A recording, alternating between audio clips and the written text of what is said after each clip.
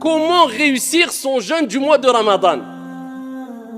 Comment réussir à jeûner et à passer son mois complet en rendant notre Seigneur Tabaraka wa Ta'ala satisfait de nous, afin qu'on parvienne tous à jeûner le mois du Ramadan, un mois complet comme il se doit, et afin qu'on puisse profiter au maximum de tous ces trésors que renferme Shahru Ramadan. Le premier conseil que j'ai à donner à moi-même ainsi qu'à mes frères et sœurs pour réussir, c'est pas pour jeûner le mois du Ramadan. Certes, il est demandé de prier, mais prier c'est une chose. Mais est-ce que tu as réussi à prier comme il se doit?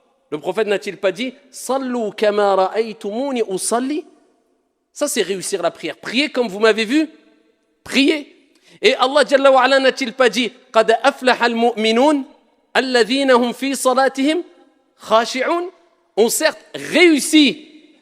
Il n'a pas dit ceux qui ont prié simplement. Réussi ceux qui ont eu cette humilité, cette concentration dans la prière. Donc prier c'est une chose, mais réussir la prière c'est une autre. Jeûner c'est une chose, mais réussir son jeûne c'est une autre. Faire son pèlerinage c'est une chose, mais réussir son pèlerinage c'est autre chose. Donc nous ce qui nous importe ce n'est pas que jeûner, mais c'est réussir son jeûne du mois de Ramadan. Et pour cela, eh bien, il faut prendre conscience de certaines choses essentielles pour te permettre de réussir. Et la première des choses, eh bien, nous allons rebondir sur la recommandation prophétique qui concerne la prière. Parce que vous savez que la prière, comme on ne cessera de le répéter, c'est l'acte d'adoration le plus noble, le plus grand, le plus important qu'il y a en islam. C'est la première des choses sur laquelle tu vas rendre des comptes au jour de la résurrection, le jour où le soleil sera au-dessus des têtes et que chaque être humain dira « Nafsi, nafsi, nafsi, moi ». Dieu t'interrogera sur la prière qui à la base était de 50 et Dieu l'a diminuée de par sa miséricorde. Et à travers l'amour qu'a eu le prophète alayhi salatu wassalam pour nous, à 5 prières. Et cela nous donne la récompense de 50 prières comme vous le savez toutes et tous. Mais ici, il faut savoir que le prophète alayhi salatu wassalam a donné des recommandations pour prier, mais pour réussir sa prière. Et parmi les plus belles des recommandations que le prophète a données, c'est quand il a dit cela à un compagnon du prophète alayhi salatu wassalam, un compagnon parmi les compagnons du prophète alayhi salatu wassalam. Il lui dit « Salli », simplement prie, non. « Salli salata muwaddi'». Voilà, comment réussir la prière. Regardez la belle recommandation. Prie, accomplis la prière de celui qui fait ses adieux. C'est-à-dire le prophète il dit aux compagnons, pour réussir ta prière, eh bien fais de ta prière comme si c'était ta dernière prière. C'est-à-dire tu te dis c'est la dernière prière, après je vais rencontrer mon Seigneur. Je vais quitter ce bas monde, je vais quitter ce monde, je vais me séparer de mes biens, je vais me séparer de ma famille. C'est-à-dire c'est le dernier acte d'adoration qui fait partie des plus grands actes d'adoration que je vais accomplir. Et le prophète nous dit innamal a'malu bi al-khawatim. Les actions ne valent que par leur fin. Tu peux voir une personne qui peut-être était égaré toute sa vie, buvait de l'alcool, était loin de la religion, peut-être les derniers instants de sa vie, il va se repentir, il va être sincère, il va être pieux, Dieu va lui donner accès au paradis.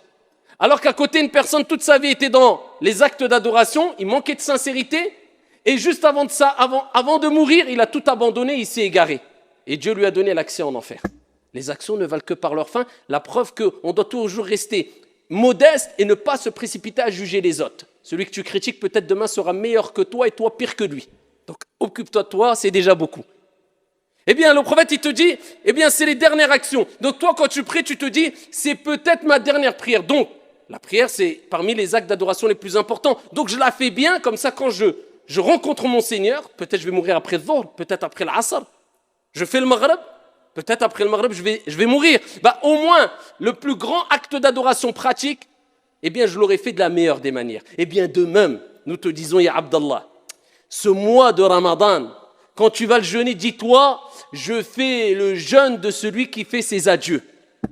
Combien, comme vous le savez toutes et tous, ont jeûné avec nous, ne serait-ce que dans cette ville, l'année dernière, et aujourd'hui, ils sont où? Tahta al-turab, rahimahumullahu jami'an. Ils sont sous la terre. Ils auraient rêvé, ils auraient espéré. Wallahi wa rabbil Kaaba. Si Allah subhanahu wa ta'ala leur avait donné l'occasion de revenir sur terre, ils auraient donné tout ce qu'il y a sur la surface de la terre selon leur capacité, juste pour pouvoir jeûner une journée. Eh bien toi, Dieu t'a donné ce cadeau. Cette année, tu vas jeûner l'année prochaine, 11 mois, on ne sait pas ce qui peut se passer. Déjà, en 2 heures, on ne sait pas ce qui se passe. En 10 minutes, ta vie, elle peut vaciller. On sait très bien que tout va très vite, surtout aujourd'hui. Alors que dire de une année? Donc c'est peut-être ton dernier Ramadan. C'est peut-être ton dernier Ramadan. Et ce que tu vas gagner pendant le mois de Ramadan, wa Rabbil Kaaba, de manière générale, tu ne pourras pas le gagner en dehors du Ramadan. C'est le meilleur mois de l'année. C'est le mois où il y a le plus de cadeaux. C'est le mois où il y a Laylatul Qadr. C'est le mois où Allah ouvre toutes les portes du paradis, comme s'il te disait, ça y est, le paradis, toutes les portes sont ouvertes, il n'y en a aucune qui est fermée. Vas-y, entre par la porte que tu veux. C'est facile. Ya Abdi, oh mon serviteur, fais des efforts, rapproche-toi de moi, le paradis, il est à portée de main. C'est le mois où Shayatin, les diables les plus néfastes sont enchaînés. Comme si Dieu te disait, je sais que tu es faible. Je sais que tu es attiré par le mal. Je sais que le diable a une influence sur toi. Eh bien, je vais enchaîner les diables les plus néfastes pour te faciliter l'entrée au paradis. Te faciliter le fait de te rapprocher de moi. Les actes d'adoration. Pour éduquer ton âme plus facilement afin que tu persistes dans les actes d'adoration. C'est peut-être ton dernier Ramadan. Dis-toi ça dans la tête. Et tu vas quitter ce monde peut-être avec le dernier Ramadan accompli de la meilleure des manières. Quel bagage, quel investissement. Ça, c'est le vrai investissement. Amma pour dunya, pour la vie d'ici-bas, investis ce que tu veux, ce n'est pas illicite. Mais ce n'est pas le réel investissement. Tout simplement parce que cela va rester et ne perdurera pas, mais en tout cas, quand tu quitteras ce monde, va rester derrière toi. Comme on dit, même si tu investis dans une maison, dans une voiture, dans ne serait-ce que la clé, ta maison, elle ne te suivra pas dans ta tombe. T'as quoi en fait? Tu es qu'un locataire, même si ça t'appartient, tu restes locataire, que tu le veuilles ou non. Petite période, mudda qasira, toute petite période, tu ne sais pas combien de temps. Donc investis dans ton Ramadan. Allah t'a donné la santé, Allah t'a donné la foi, Allah Jalla wa Ala t'a donné l'intelligence, Allah subhanahu wa ta'ala t'a choisi. Eh bien profite, sois reconnaissant vis-à-vis d'Allah. Et ainsi tu réussiras ton mois de Ramadan. Deuxième piste pour réussir son mois de Ramadan. Ash-shukru lillah. Prendre des leçons du mois de Ramadan. C'est le but du Ramadan. C'est-à-dire, le Ramadan, c'est une école. Pour réussir son Ramadan, ou du moins, pour savoir si tu as réussi Ramadan, regarde l'impact qu'a eu le Ramadan sur toi après Ramadan. Parce que Dieu, il nous éduque à travers les actes d'adoration. J'espère bien que vous avez compris que les actes d'adoration, ce n'est pas simplement le fait de faire des gestes pendant la prière. Non, ces actes d'adoration pratiques, d'accord, cultuels, ont été mis en place aussi pour nous éduquer dans la vie de tous les jours. Vous comprenez ça? Ramadan, si tu veux le réussir, eh bien, c'est que tu vas comprendre que c'est des leçons le mois du Ramadan et que ça doit laisser une marque sur toi après Ramadan. Quand tu viens à la mosquée et que tu dois venir en marchant, sans courir, et que tu dois t'aligner avec tes frères, tu dois te rapprocher des frères, coller tes épaules, pas coller les pieds. Beaucoup collent les pieds, alors que dans les 4 écoles, ça n'existait pas. Coller les pieds, c'était juste pour aligner les rangs. Après, tu n'as pas besoin de coller les pieds. Mais aligner les rangs, le prophète, il dit avec douceur, vous rapprochez vos épaules. Vous suivez l'imam. Pourquoi cette discipline? Pourquoi cette organisation? À une heure bien précise. Quand l'heure est passée, ça y est, tu vas prier tout seul. Des mouvements que tu fais en harmonie, tous ensemble. Tu suis l'imam, tu fais pas ce que tu veux. Pourquoi ces règles? Pourquoi ces comportements? Pourquoi cette gestuelle? Pour nous éduquer, nous apprendre à être disciplinés, à être organisés, à être carrés, à être sereins, à être apaisés. Mais est-ce qu'on a compris cela, nous? Normalement, on doit être les gens les plus éduqués, les plus disciplinés. Et malheureusement, illa man rahimallah, ce n'est pas le cas. Parce qu'on n'a pas compris que derrière les actes d'adoration, il y a une éducation qu'on doit mettre en application dans la vie de tous les jours. Quand tu sors, quand tu vends, quand tu achètes. Dans chaque acte d'adoration, on peut puiser plusieurs leçons qui nous permettent d'être éduqués et disciplinés en dehors de la mosquée, en dehors de l'acte d'adoration lui-même. Siyam ou Ramadan, le mois du Ramadan, ça nous pousse à la modestie. Parce que tous les actes d'adoration, eh bien, c'est un des buts. C'est quoi? C'est la modestie. La prière, tu pries aligné, tu es à côté du riche, tu es à côté du pauvre, tu restes modeste. Le mois du Ramadan, le pauvre ne mange pas, toi tu ne manges pas. Tu es riche, tu ne manges pas. Parce que tu as des millions, tu as le droit de manger avant le Maghreb, abadan, tu attendras le Maghreb. Pour mettre tout le monde au même niveau. Al-Hajj, eh bien tu es riche, tu es pauvre, tu vas mettre tes deux vêtements blancs qui ressemblent à un linceul. Pareil, sans sous-vêtements, sans rien du tout en dessous. Même le pauvre à côté de toi, pareil, on différencie. La modestie à tawadu. Le Ramadan comprend bien que c'est une école pour t'apprendre la modestie. Et t'apprendre aussi at-tadhiya, le sacrifice. Parce que l'islam, c'est une religion où on doit, à travers la prière, c'est un sacrifice la prière, parce que ça demande de laisser ton travail, de faire ta prière à l'heure, c'est un sacrifice ou pas? Dieu veut que tu sacrifies. Je parle du sacrifice bien compris, pas n'importe comment. Hein. Et pareil, le jeûne du ramadan, c'est un sacrifice ou pas? Mais bien sûr. Comment ça, du matin, surtout nous ici, du matin, 6h du matin, 5h du matin, jusqu'à 21h le soir, 21h30, 22h, tu te prives de boire et de... Si ça, c'est pas un sacrifice, c'est quoi? Parce que Dieu te rappelle, tu as été créé pour m'adorer et je veux que tu prouves ton amour vis-à-vis de moi à travers des sacrifices dans les actes d'adoration. Eh bien là, tu dois prendre ces leçons en disant, plus le sacrifice est grand et plus Dieu sera satisfait de moi à travers des actes d'adoration tels le jeûne et telle la prière. Donc ça te montre que voilà, le ramadan, c'est une éducation spirituelle, c'est une école spirituelle.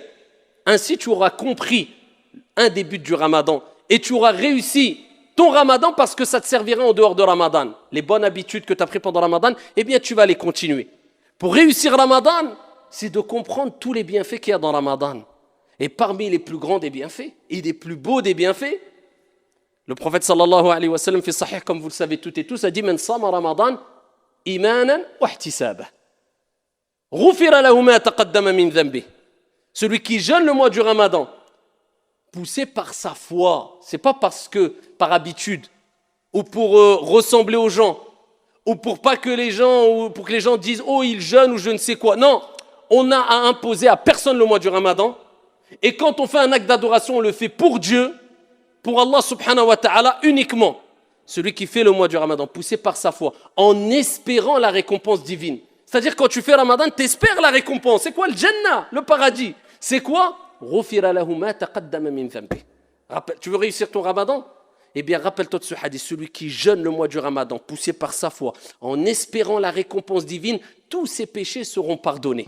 Man qama ramadan kadhalik. Le prophète il dit aussi, celui qui fait la prière la nuit pendant ramadan. Alors ça, retiens cela. C'est-à-dire, celui qui tout le mois du ramadan, il a fait qiyamul layl, la prière de la nuit. Tout le mois du ramadan. Ghufira lahu ma taqaddama min dhanbi. C'est pour ça ne rate pas une seule nuit sans faire au moins ala al-aqal, les gens alhamdoulilah ils vont tous à tarawih en général, mais au moins 2 rak'at après salat al-isha. Qiyamul layl au moins.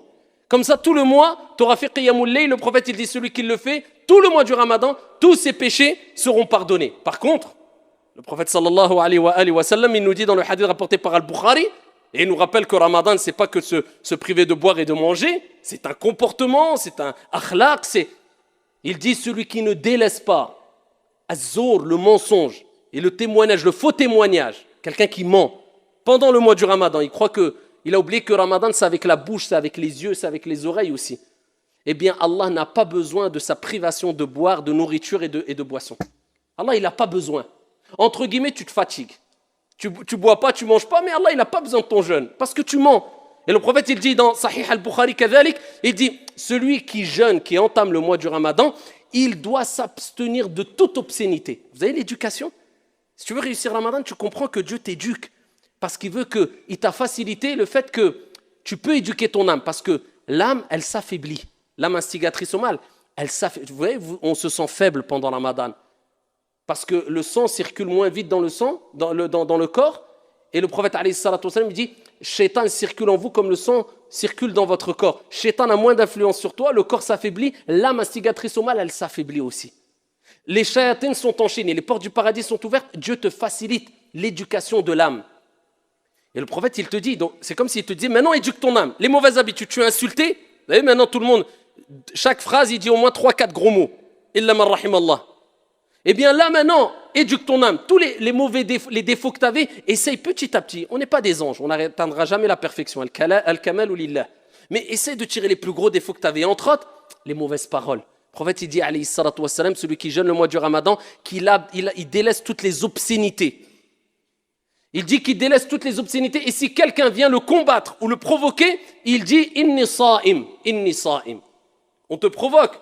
Regardez l'éducation du nefs là, c'est facile de se mettre en colère. Mais le prophète il dit le fort, c'est celui qui retient sa colère quand il est en colère. Eh bien tu dis je jeûne, paix, laisse-moi en paix. Et c'est comme ça que tu vas réussir le mois de Shahru Ramadan. Pour réussir Shahru Ramadan, Eh bien, il faut comprendre le verset coranique. Shahru Ramadan alladhi unzila fihi al-Qur'an. Le mois du Ramadan, c'est le mois où Allah il a révélé quoi? Al-Qur'an. Allah il a choisi le meilleur des mois pour révéler le meilleur des livres. Pendant la meilleure des nuits.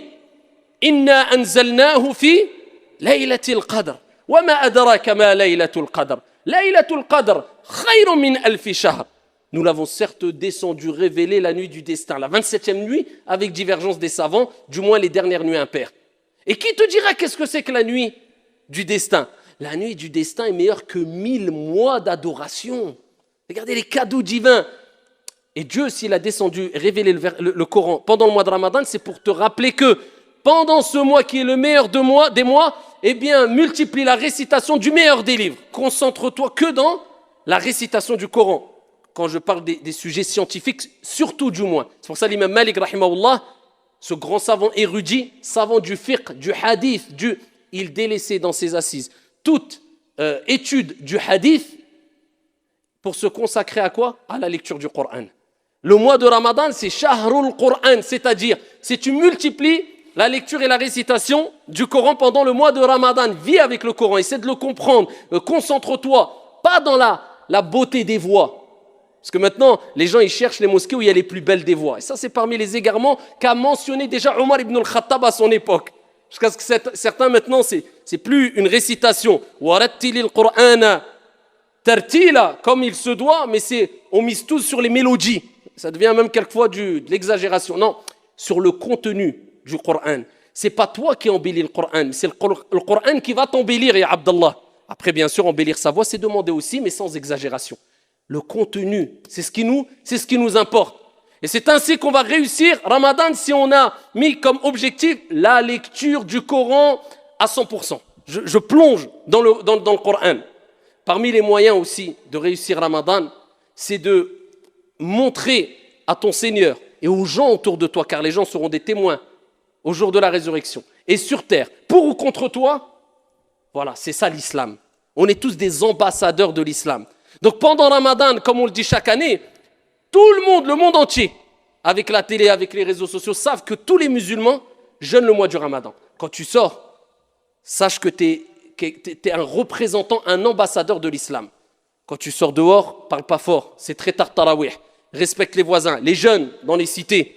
Surtout pendant le mois de Ramadan, tous les ans on entend la même chose. C'est là où quelquefois malheureusement des jeunes musulmans dans les cités, eh bien, font du tout et n'importe quoi et sans le savoir, ils salissent leur propre image de toute manière, hein, et l'image de l'islam aussi. Parce qu'après, excusez-moi, hein, mais quand des gens disent « Oui, mais regardez les musulmans, qu'est-ce qu'ils font? Regardez, c'est dans les cités, ça brûle, ça crame. » Et on dit « Oh, c'est des racistes. » Alors, on ne va pas être raciste en disant ce genre de propos, mais le fait qu'il y ait des musulmans qui le font quelquefois dans les cités, c'est une réalité. On va se voiler la face.